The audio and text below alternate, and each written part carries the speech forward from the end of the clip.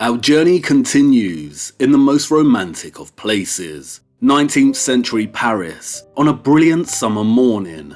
It's the 1st of June 1885. The city's population already awake and full of life, beginning their day as the quickening hues of sunrise fill the sky. The markets are setting up shop for the day. The florists have opened their doors wide, the horses' hooves tip-tapping as people go here and there. If you listen very closely, you can hear the oscillating tones of an accordion playing Le Meur in one of the many city squares somewhere. It is a very important day. And now, before we begin, do you want the good news or the bad news first? An optimist, and quite right. Let's get the bad news over and done with quickly. The man I have taken you to meet is, unfortunately, dead. We are too late and he has already passed. Today is the day of his funeral. It will be a state affair and we'll make sure we pay our respects later. But the good news is, he left us the key we require, and even better, he left it with some useful explanatory notes. The man in question was a national giant and loved by many. It's likely the majority of the city's population will make an appearance and pay their respects today. And we will too. But first we need to open this package and examine the key. Sorry, what? I made a mistake. Le Meur cannot be playing in the distance because it was not recorded until 1945. Good spot. But I'm not lying. Listen closely. Can you hear it? You can, can't you? Anachronism. The representation of someone as existing or something as happening in other than chronological, proper, or historical order. An error in respect to dates. Any error which implies a misplacing of persons or events in time. Hence, anything foreign to or out of keeping with the specified time. Time is becoming strange. Now, the man in question, he was undeniably one of the greatest gatekeepers that ever lived. There is much dispute as to whether this man was actually a Freemason. Some writers claim he was, while others claim he was a Rosicrucian or Martinist. But his work is steeped in rich references and imagery that recall Freemasonry. And, most importantly, his entire modus operandi in regard to his work screams Freemason. Meet Victor Hugo. Victor Hugo is still, to this day, celebrated as one of the greatest writers that ever lived. And rightly so. Many are directly and indirectly familiar with some of his most famous novels. Specifically Les Miserables and Notre Dame de Paris, or what has otherwise come to be known as the Hunchback of Notre Dame. And despite his shady involvement in shaping the big lie we have all come to regard as factual history, the prowess of his literary ability is undeniable.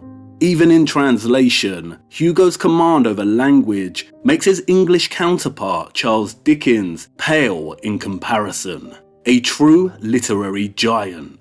You see, before the invention of television, the citizens of the world needed to be entertained and manipulated in some form or another outside of journalism. The 19th century novelists were just as pivotal in shaping the historical narrative as the historians. They moulded and shaped the narrative for the everyday person and presented it in a digestible and exciting form before the droll and tiring academic historians could begin shaping their institutionalized syllabuses. The novelists were at the forefront of building the lie for the general population. And it's the same method of programming that we experience today. How many of us have actually ploughed through the historical archives in search of our history, and how many of us have not done that but come to know the past through movies and television series? If you familiarise yourself with 19th century literature in general, you will soon learn that fiction, the novel, the novella, and poetry functioned in a similar way to our television programs and movies, in the sense that they, one, enabled readers to enjoy stories, usually melodramatic or romantic in style, that are engrossing but also set within the context of a not so accurate history. This is a very clever tactic of manipulation, and many movies, such as Gone with the Wind, Braveheart, Forrest Gump and others, have successfully employed since. But it was the writers of the 19th century that invented this method of captivation and manipulation by setting a fictional story within a supposedly factual historical context. Or in other words, writing a lie within a lie.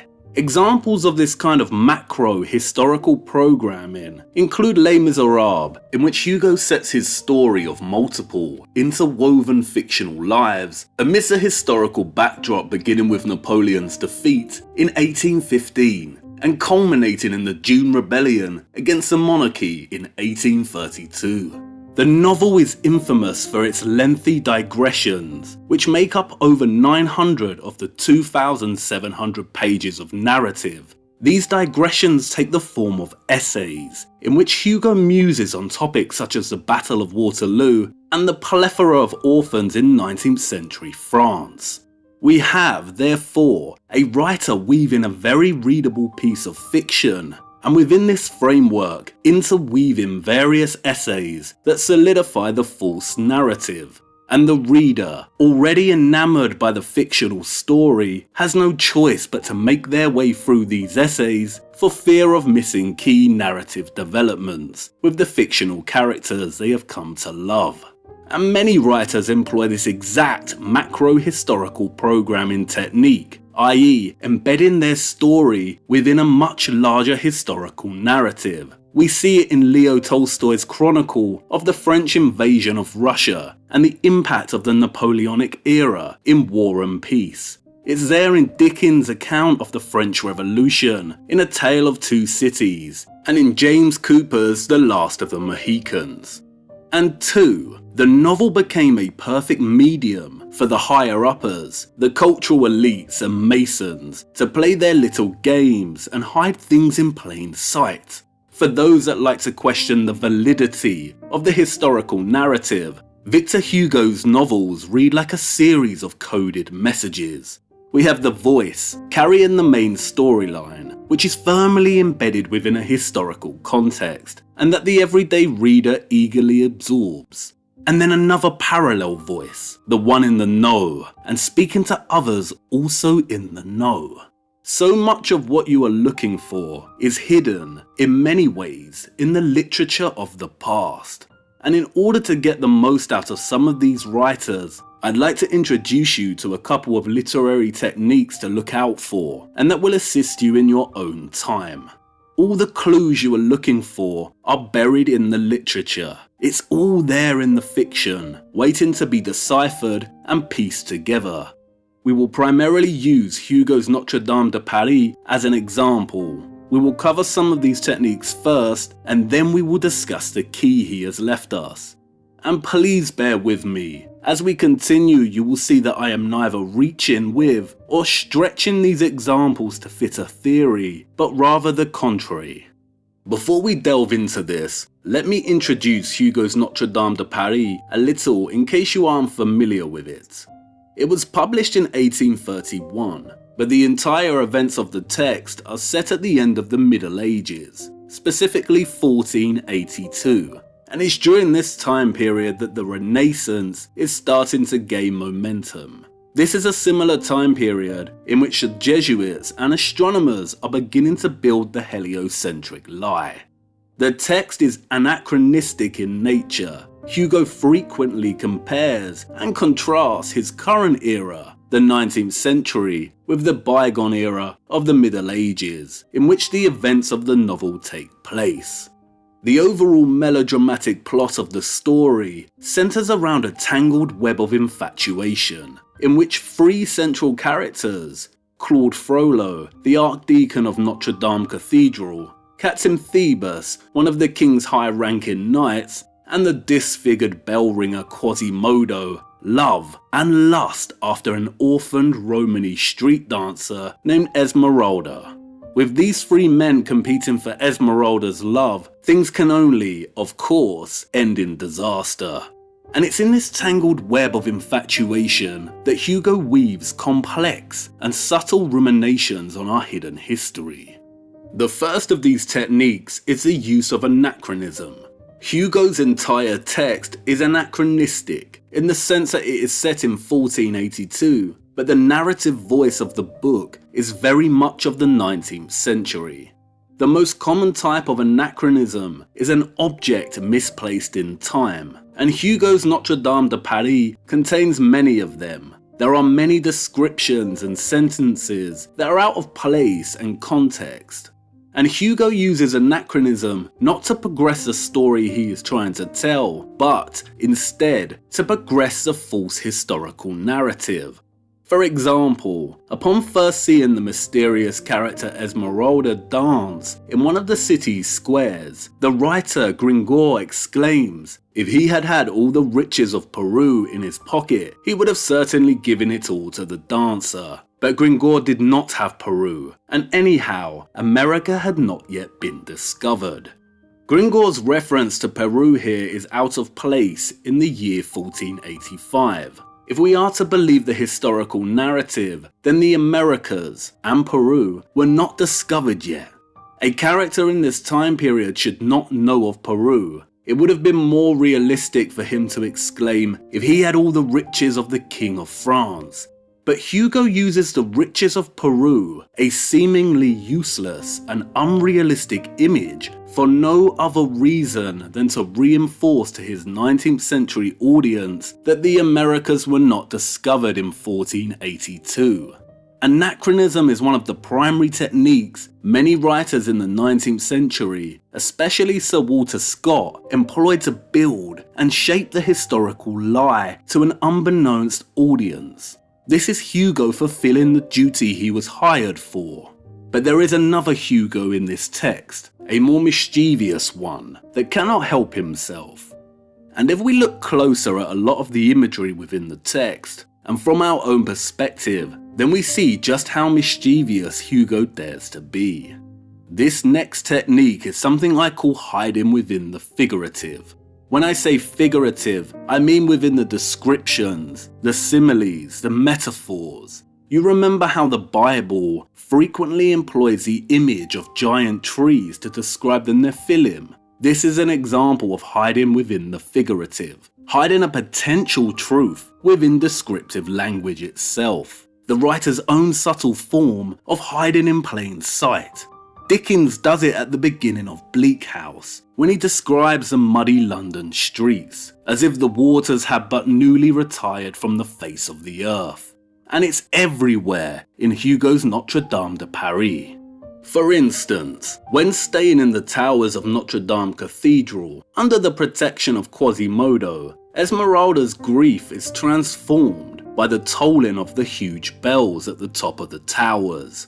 The bells above all soothed her. It was as if these huge machines poured over her some powerful magnetism. So each sunrise found her move at peace, breathing more easily, less pale, all her inner wounds healed. How very interesting. The vibrations and frequencies of these huge machine-like bells pouring over her a powerful magnetism that restored her to good health. You see, hiding within the figurative. And the entire text is full of examples such as this. Hugo at once stretching figurative language to paint a rich portrait of medieval Paris and also having a little fun of his own. The Ile de la City of Paris is described by Hugo as like a great ship stuck in the mud and stranded with the current near the middle of the Seine. Stuck in the mud, you say? And as the crowd approaches the Palais de Justice, Hugo describes them as a flood of people.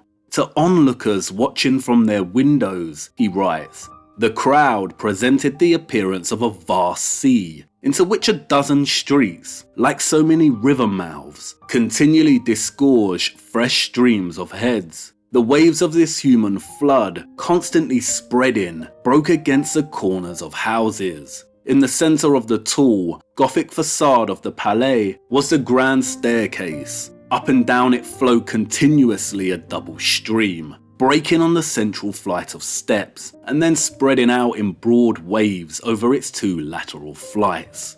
The staircase poured ceaselessly into the place like a cascade into a lake, the current driving the whole crowd towards the grand staircase ebbed, broke into turbulence and eddies. With our current theoretical understanding of the old world's potential use and reverence of water, this passage immediately becomes highly interesting. Through the use of simile, people are compared with a flood of water, and in doing so, Hugo transforms the streets and roads into flowing water systems. Staircases of old structures become cascades, water pours throughout the city panorama ceaselessly, ebbing and flowing, spreading and breaking against the architecture. Furthermore, the use of flood imagery here is reminiscent of Dickens and his opening to Bleak House, and immediately conjures up images of the biblical flood and the strange and elusive mud flood. And it really leaves the curious wondering, what did Hugo know? Is Hugo telling us that these structures were flooded, or is he telling us that most of the roads were not what they are today? But Paris used to be more akin to Venice, a vast water metropolis. Again, hiding within the figurative. Look out for it. There are many instances waiting to be found throughout 19th century literature, and some are very, very interesting. And then there is partial disclosure. Often, and throughout Notre Dame de Paris, Hugo's narrative will often stray from the drama at hand and branch into deliberations regarding the architecture. And in doing so, he often divulges information that we, the reader, should not be aware of. He won't give us the whole picture, of course he won't, but he will go so far as to confirm certain suspicions. For instance, in discussing Esmeralda's imprisonment, Hugo writes, "In the Middle Ages, once a building was completed, there was almost as much of it in the ground as outside. In cathedrals it was, as it were, another cathedral underground, low, dark, mysterious. These mighty buildings, whose method of formation did not simply have foundations, but, so to speak, roots. Thus churches, palaces, fortresses had earth up to their waists. A building's cellars were another building." Writing in the 19th century, what Hugo confirms here to his 21st century audience is what the so-called conspiracy theorists have been shouting about for a long time. That these cathedrals, palaces, castles do not end where they meet the ground, but keep going, and not just for a few meters, but that they are buried very deep into the ground, buried in earth up to their waists, as Hugo so aptly puts it.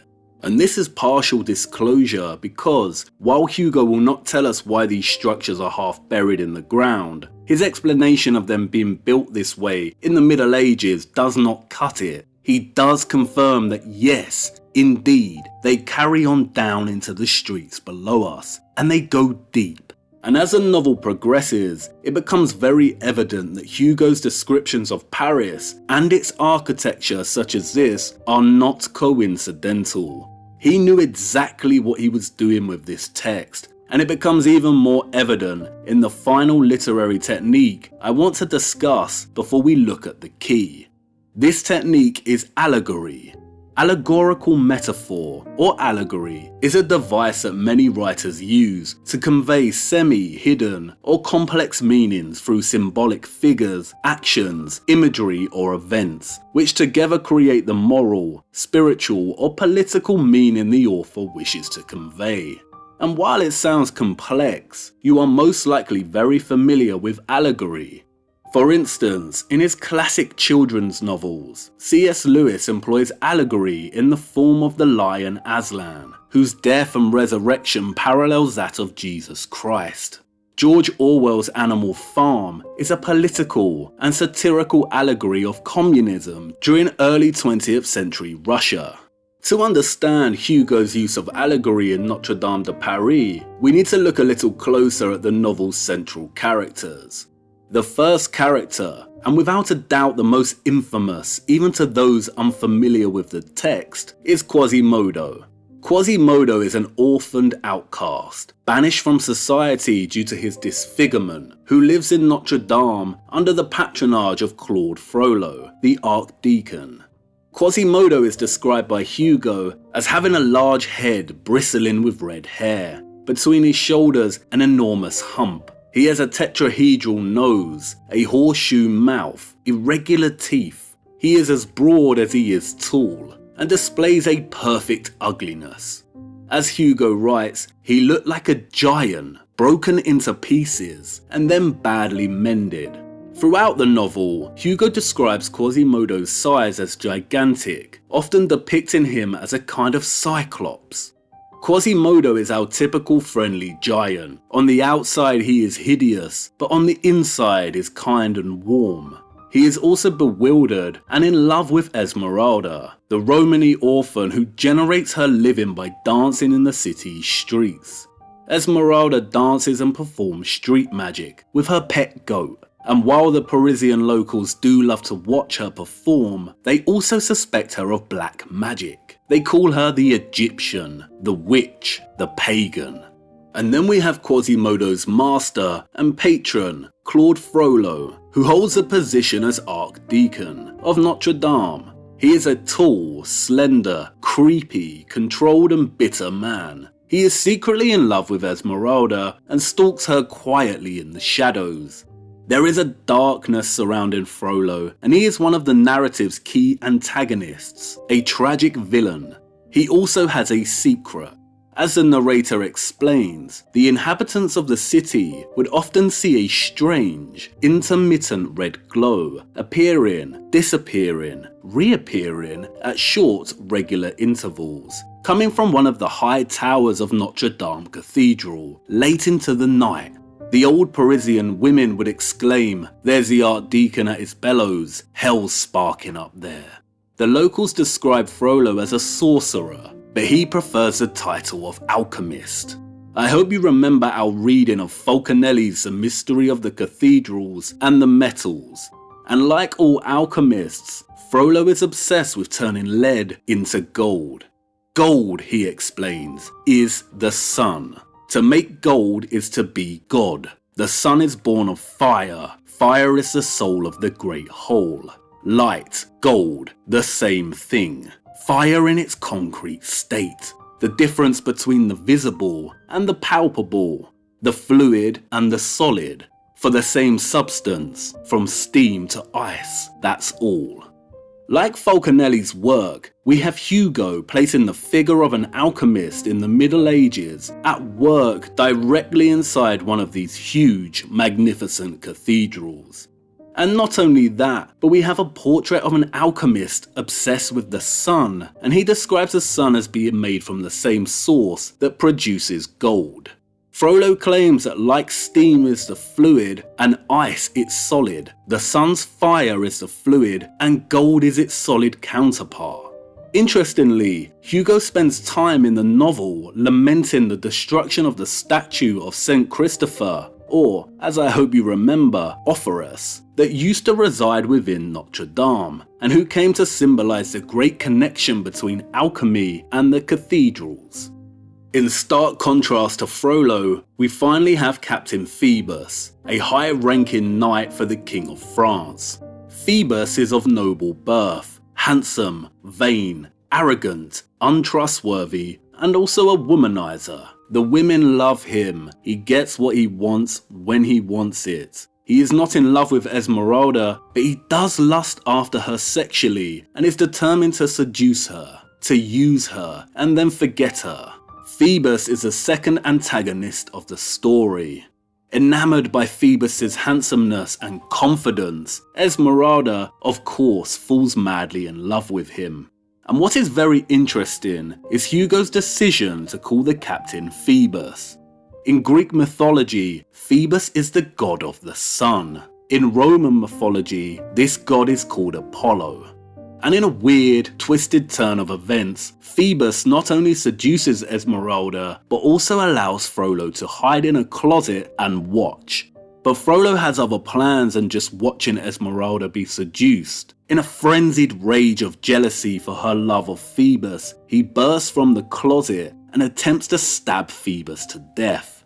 Phoebus does not die, but survives, and the blame falls to Esmeralda, and in turn she is sentenced to death by hanging.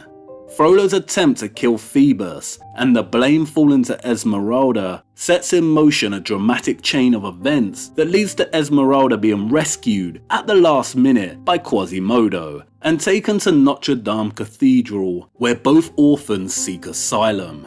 But this is not enough, and the entire plot spirals into chaos, resulting in both orphans dying gruesome deaths, and Notre Dame Cathedral set ablaze and burning. Now, remember, an allegory is a literary technique in which the writer conveys hidden or complex meaning through symbolic figures, actions, imagery, or events. It is a narrative in which a character, place, or event is used to deliver a broad message about real-world issues and occurrences. And at first glance, it is not exactly clear as to why Hugo's entire plot here is allegorical. But if we apply our master key, then we pave a path into understanding his message. What we have here is a host of symbolic characters or figures who Hugo renders as representative of burgeoning tensions that emerged during the end of the medieval world. We have the character Phoebus. He is indifferent, arrogant, handsome, and glorious, and everyone gravitates toward him. Especially the dancer Esmeralda, who loves him to the point of reverence. If Hugo's choice of the name Phoebus directly places the character as a personification of the sun above our heads, then his characterization of Esmeralda as a pagan Romany traveller who the locals of Paris called the witch or Egyptian is symbolic of pagan sun worship. Romany is linguistically very close to Roman. Hugo ensures that his reader indirectly associates this figure with the sun worshipping practices of ancient Egypt and Rome. But like the sun itself, Phoebus is indifferent to Esmeralda's or any kind of worship that is directed his way from his pagan admirers. We then have another form of sun worship in the figure of Claude Frollo, who personifies the corruption of the church and its integration of sun worship through his occult practices as a cathedral alchemist. He is obsessed with discovering the secrets behind the sun's formation and its relationship to the metal gold. Frollo's love for Esmeralda and her rejection of him in favour of Phoebus represents alchemy's futile ambition of trying to create heaven on earth, of overreaching by playing God, of trying to master the sun that it can never match. It can try, but alchemy will never achieve that of the sun. And Frollo, the alchemist, consumed by envy and dwarfed by inferiority at this realization, then attempts to kill the sun.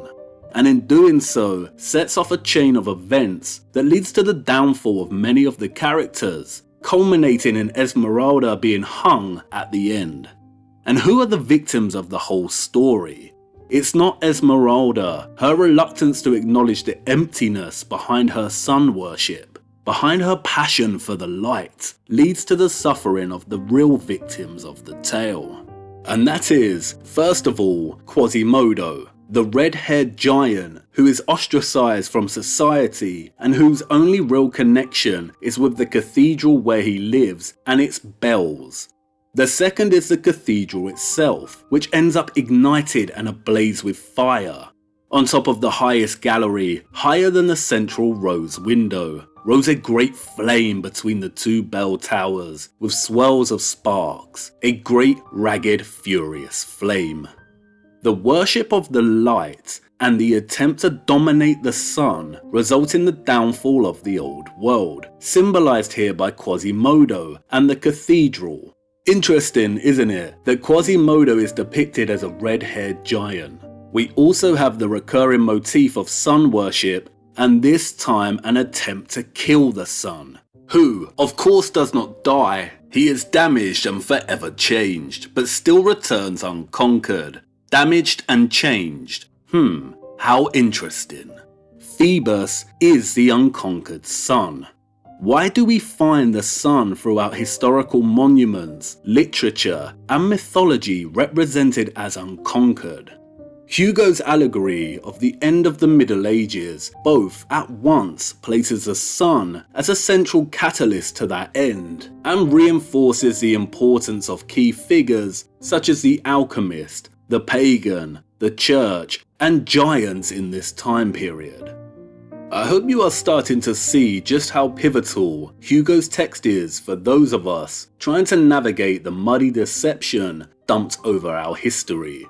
And I cannot emphasize it enough, if you are trying to get anywhere with this, then Notre Dame de Paris is required reading. You will go around in circles without it, and I'm about to show you why. The key Victor Hugo left us.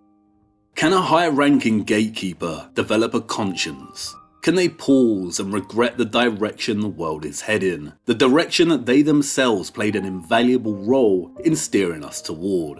Perhaps. The most interesting pages of Hugo's Notre Dame de Paris are found in two of the main essays he incorporates into the fictional fabric of the text, titled Notre Dame and A Bird's Eye View of Paris. It is in these essays that Hugo ruminates, reflects, and discusses how the medieval Paris that existed before the Renaissance was in full swing differs from his contemporary 19th century Paris. And Hugo was not impressed or happy about the contrast. In fact, he was rather appalled and angry. Let me read you a few excerpts from these essays. No doubt the Church of Notre Dame de Paris is still today a sublime and majestic building. But for all the beauty it has preserved in aging, it is hard to repress a sigh, to repress indignation over the countless degradations and mutilations which time and men have simultaneously inflicted. On the face of this old queen of our cathedrals, beside each wrinkle you will find a scar. Time devours, man devours still more. Out of the various traces of destruction imprinted on the ancient church, time's share would be the least, that of men the worst, especially men of the art. From the offset, Hugo laments the mutilation of Notre Dame and draws in the sand for us a very real distinction between the weathering at the hands of time itself, the wrinkles we see on the structure, and the barbaric destruction at the hands of man, especially men of the art.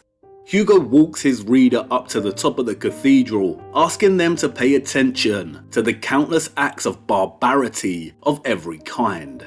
What have they done, he asks, with that delightful little steeple, which used to stand at midpoint of the crossing? An architect of good taste amputated it, he replies, and thought it enough to conceal the wound with that large leaden patch that looks like a saucepan lid.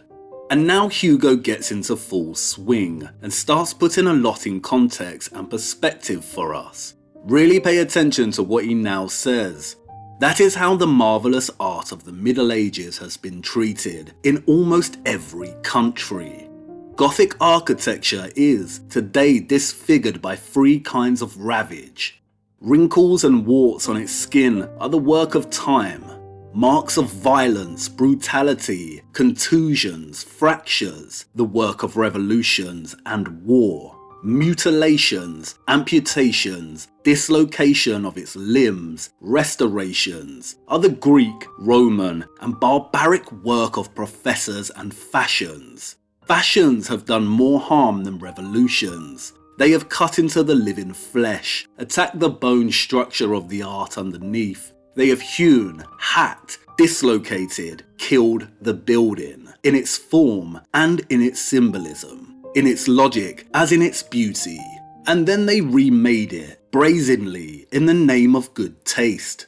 They stuck over the wounds of Gothic architecture their wretched baubles of a day, their marble ribbons, their metal pom-poms, a veritable leprosy of overlows, scrolls, surrounds, draperies, garlands, fringes, stone flames, bronze clouds, chubby cupids, bloated cherubs. It is the arse kicking the dying lion. It is the old oak decaying, as a final blow being stung, bitten, and gnawed by caterpillars.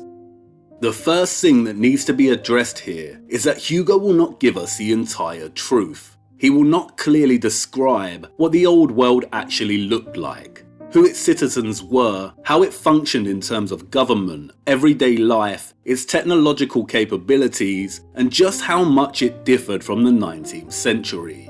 This he will not do. This was not his job, and he would never have gotten published if he did.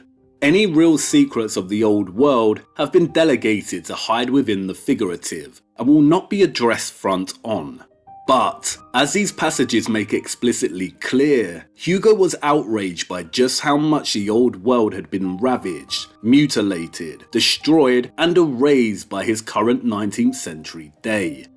And you might be thinking, what? What is this Hugo man talking about? I've seen the old photographs of 19th century Paris. It's marvellous. You clearly have not seen the photographs of the Parisian World's Fairs, have you? Don't worry, I've seen them. We will get to that, but let's first focus on what Hugo is telling us here. What he clearly outlines for us here is that 1. There is a huge distinction between the Gothic architecture of the Middle Ages, which ended in the 1400s before the Renaissance began, and the style of architecture that followed. And 2. That which followed has focused on disfiguring the Gothic structures. They have hacked, dislocated, and killed those Gothic structures of the past by remaking these structures according to new and more fashionable tastes, which he so wryly mocks as marble ribbons, pom-poms, chubby cupids, bloated cherubs, and so on. And 3. These fashionable restorations are primarily Greek, Roman, and belong to the barbaric work of professors. Hugo's mention of Greek and Roman here is a direct reference to the Renaissance. The term Renaissance has been allocated by historians to a period in history that marked the transition from the Middle Ages to modernity, and covering the 15th and 16th centuries, characterized by an effort to revive and surpass ideas and achievements of classical antiquity. The Renaissance spanned from the 1400s to the 1500s, and, as many historians have stated, it was characterized by a revival of classical antiquity after a long 1,000 years of the Dark Ages, where there was little or no technological advancement, we are told. The first thing that should ring alarm bells for anyone is the term Dark Ages. The term was coined by Italian scholar Petrarch as the Middle Ages were ending, in which he claimed that amidst the errors there shone forth men of genius, no less keen were their eyes, although they were surrounded by darkness and dense gloom. Petrarch capitalized on the Christian metaphor of dark versus light and branded the 1,000-year-long period of the Middle Ages as darkness and the new burgeoning Renaissance as the light for its cultural aspirations and achievements. You see, during the Renaissance, man no longer needed to humble himself in front of God. Humanity had now entered a new age, and it was brimming with possibilities and exploration. Society was expected to show their reverence to God through their ambitions to exceed the boundaries, through cultural, technological, and scientific advancement. And it was during this new age that humanity broke free from the alleged strict piety that characterized the Dark Ages and started to see themselves as God incarnate, of masters of their own universe, no longer bound by the dark but fully committed to the light. From dark to light. Thus, it was during the Renaissance that man came to see himself as a god or God's equal.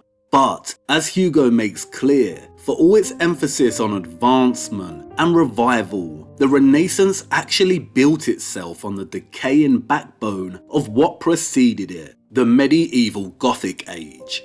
The Renaissance's revival of classical antiquity, specifically that of the ancient Roman style of architecture, was all show, all surface, all facade and decoration, pom-poms, draperies, garlands and ribbons.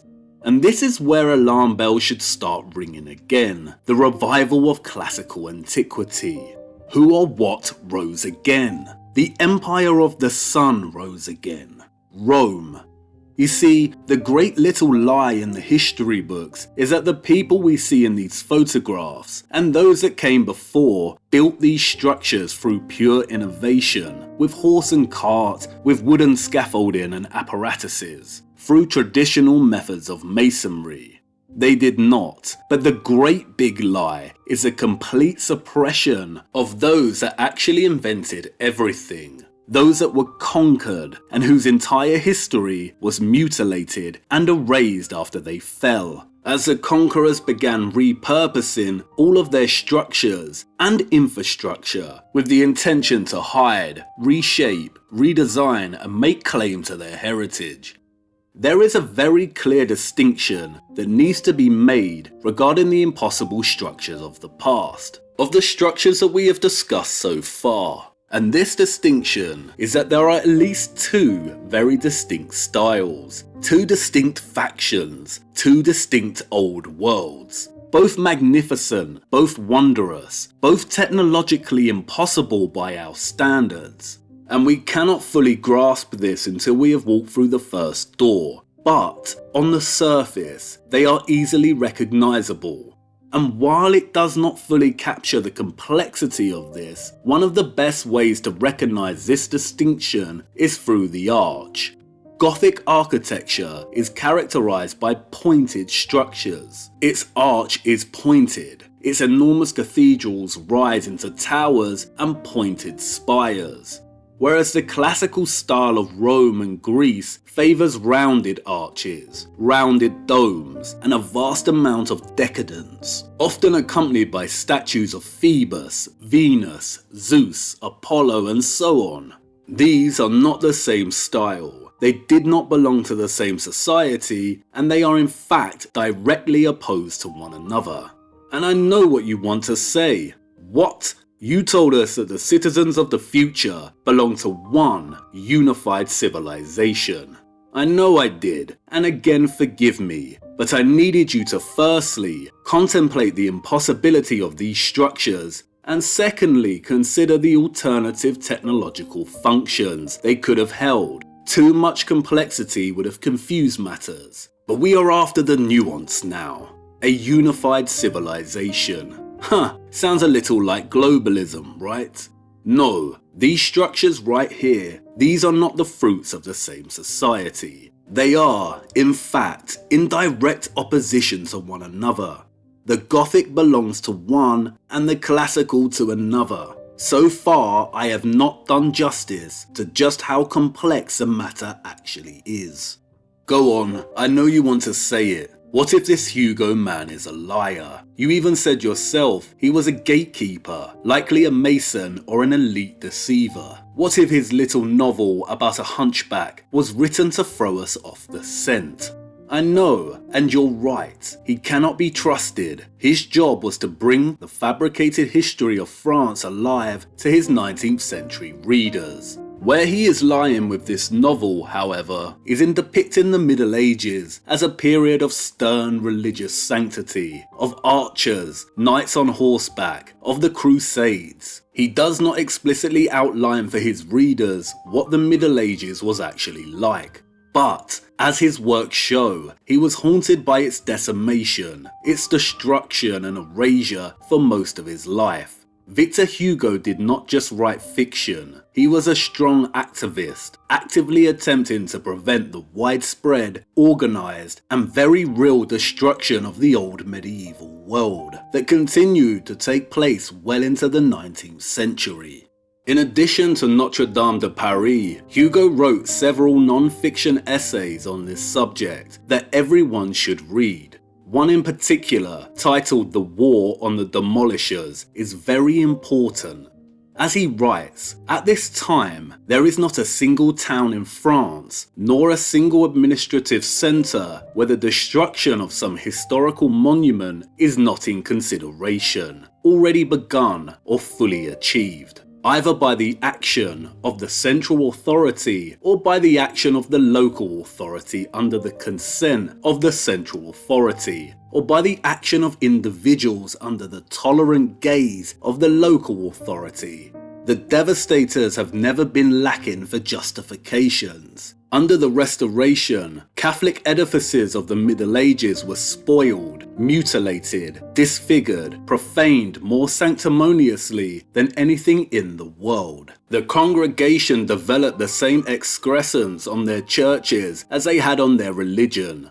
These mutilations consist of marble, bronze, whitewash, and gilded wood. It appeared most often in churches in the form of a little painted chapel, gilded, mysterious, elegiac, filled with puffed up angels, coquettish, gallant, plump, and awash in false daylight, like the one at St. Sulpice.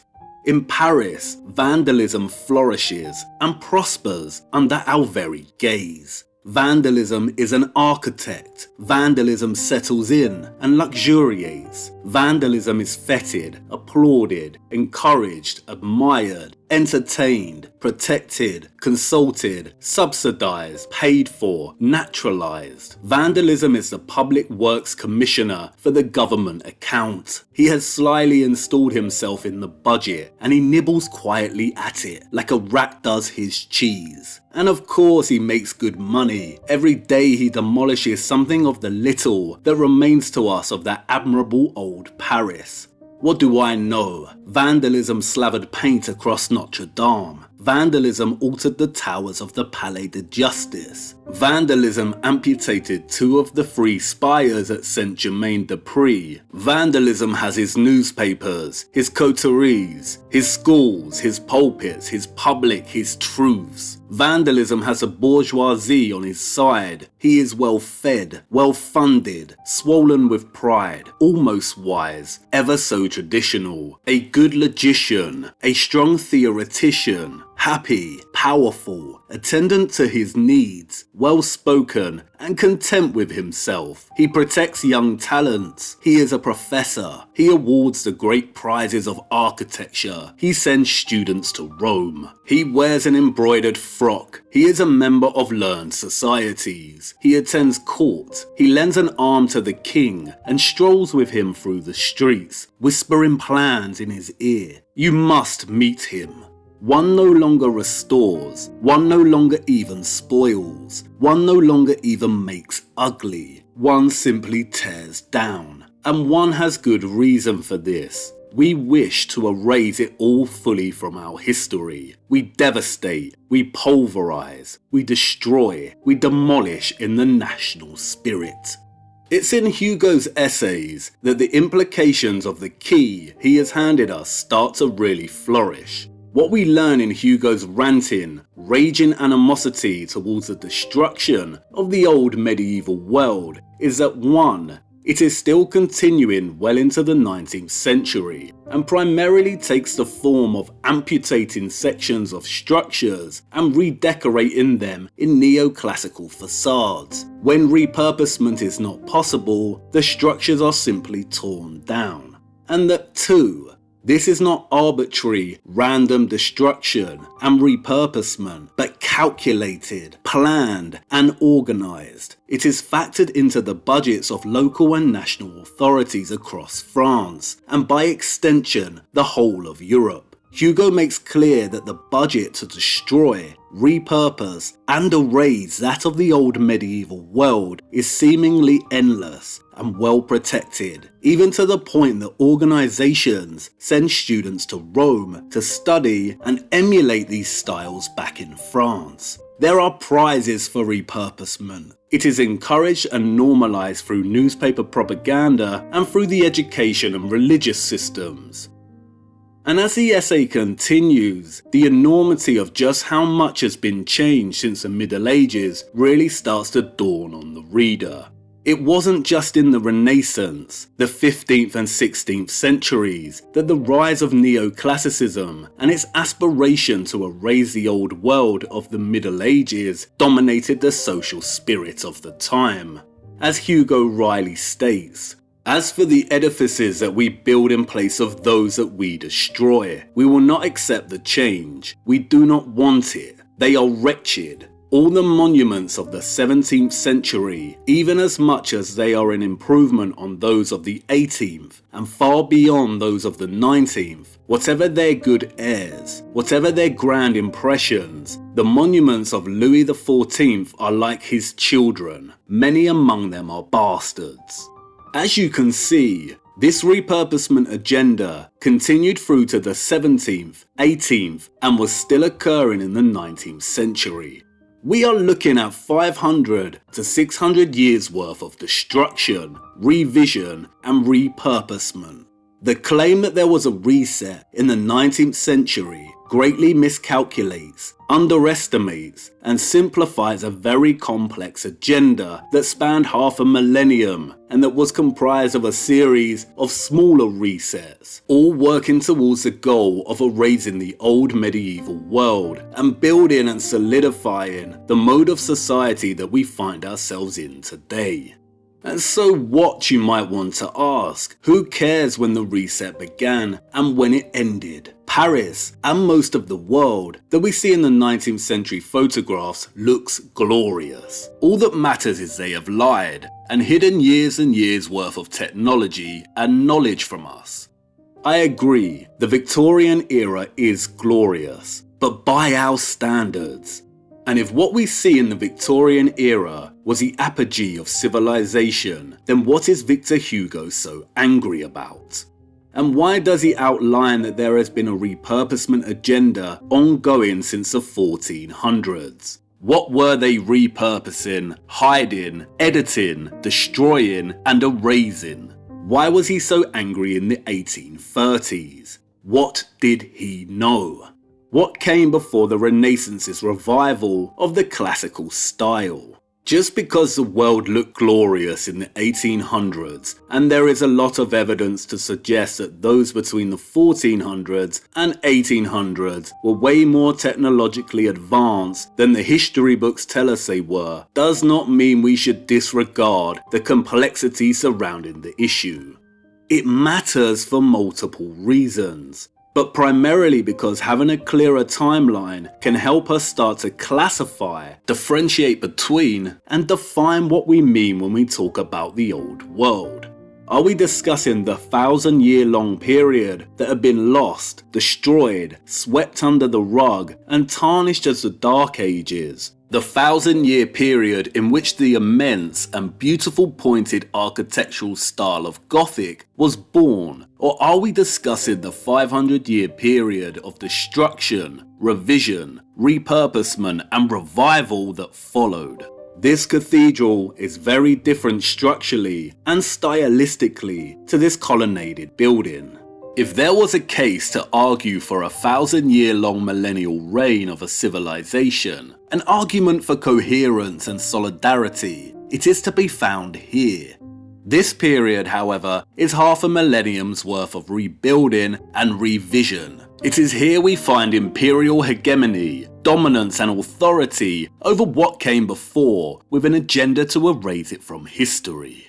And the only way this was accomplished was through multiple population resets. This period, the 500 years that followed the Middle Ages or the Dark Ages, was the age of the Great Transition.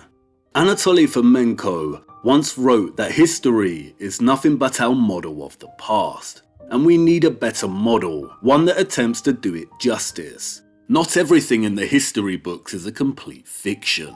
The Renaissance, the Enlightenment, the Victorian era were all very real. They haven't told us the whole truth about these time periods. No, of course they haven't. There is a reason they tell us the camera was not invented until the 1800s. But these eras did exist and were part of the Great Transition. And be very careful about making conclusions too early in regard to a millennial reign, just in case you end up glorifying structures that played an integral role in supplanting, replacing, and burying that very same millennial period you are celebrating. The structures that were built, revised, and repurposed during the Great Transition are not representative of 1,000 years of peace, and we will get to that much later. There is one more element to this key that I'd like to introduce before we open the door and walk through.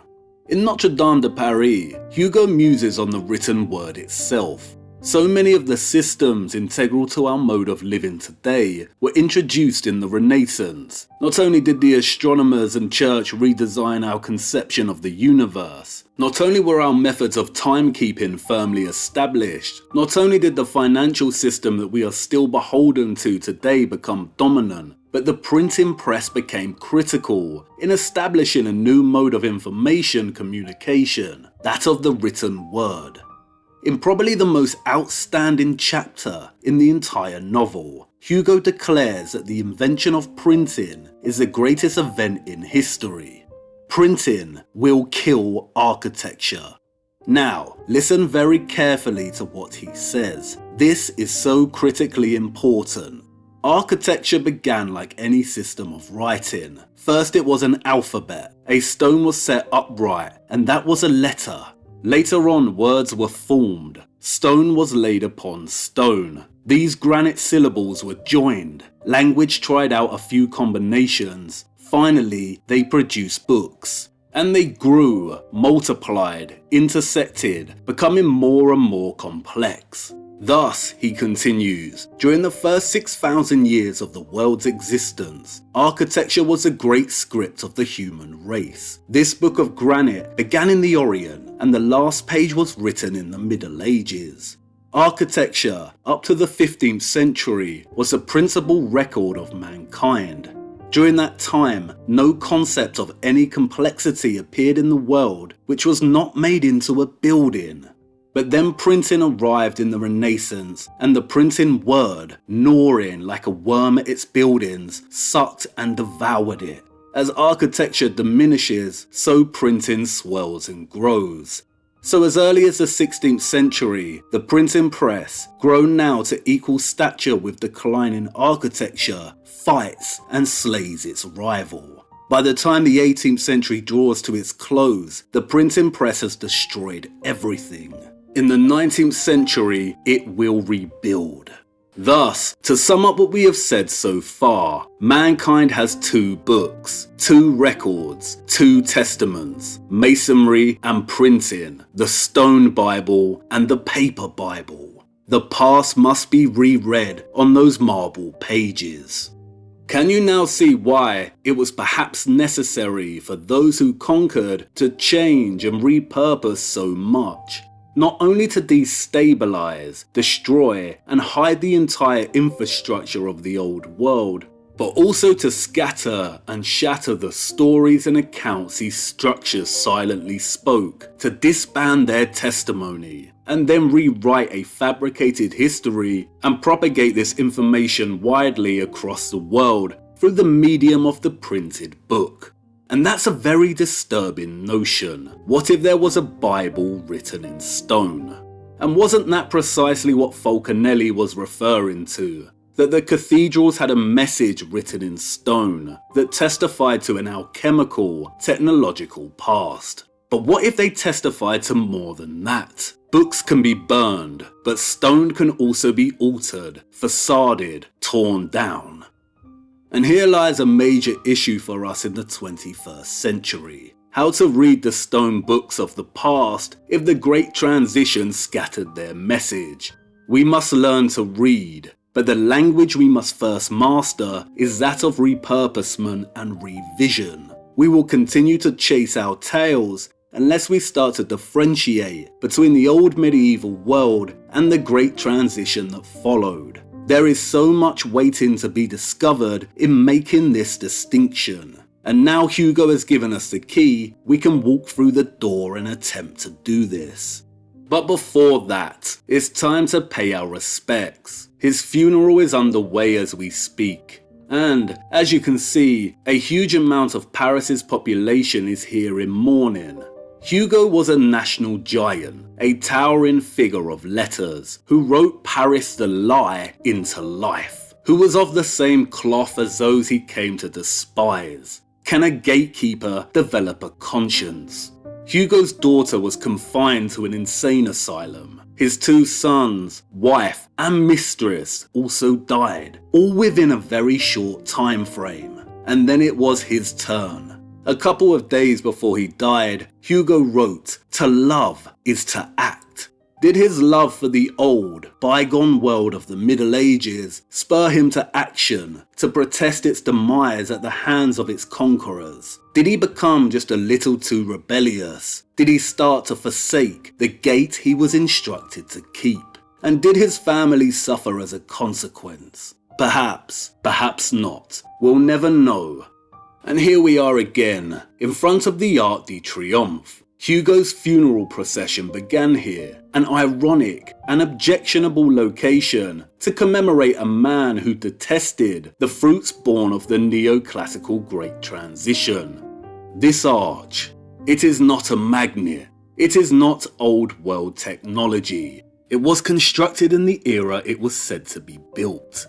It was not built by those using traditional masonry, horse and cart. No, that is the lie. But the arch gates of the old medieval world were different and held another function entirely. This belongs to and does not predate the Great Transition and served one primary function.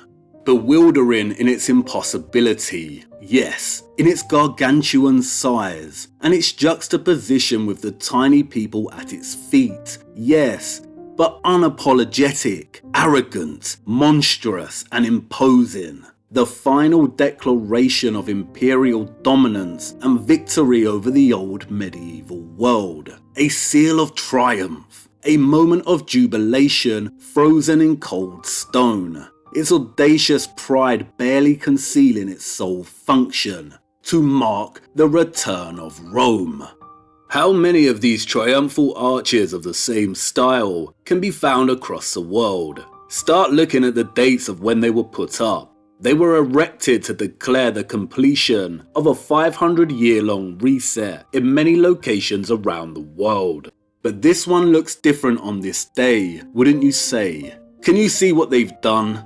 They added the Sun Chariot, the unconquered Phoebus, the Sol Invictus at the top of the arch here for the funeral. We do not see this statue in photographs of the arch taken in 1860, 25 years before Hugo's funeral. So why now? And look at the catafalque created to carry his coffin beneath the arch. It's fit for a giant and the largest and most decadent I've ever seen. Can you see how they've decorated it with a large sun? They are mocking him with the very same Roman decadence and grandiosity, the marble ribbons, draperies, garlands, pom-poms, and bloated statues that Hugo actively protested against. They mock him as they mock us today. When we began this journey of ours, I told you that piecing together an accurate picture and timeline of our lost history is like trying to solve an impossible Rubik's Cube. This was not hyperbole on my part. They have worked very hard to bury 1,000 years of our history by tarnishing it as the Dark Ages. The complexity of what we are dealing with is overwhelming. But that's not going to stop us from trying, right? So let's start rotating those cubelets. We need to start with Europe before we widen our investigation. We need to start differentiating between the old medieval world and the Great Transition. We need to start establishing definitions and time frames, to look closer at each period here and to forensically examine the very fabric of repurposement. Otherwise, we will forever continue to do a great injustice to the past they have tried to destroy. Come on, the first door is open, and it's time for us to walk through. A kaleidoscopic labyrinth awaits us, the 2 books of mankind, and it's about time we learned how to read. Hold on now, and I'll see you on the other side.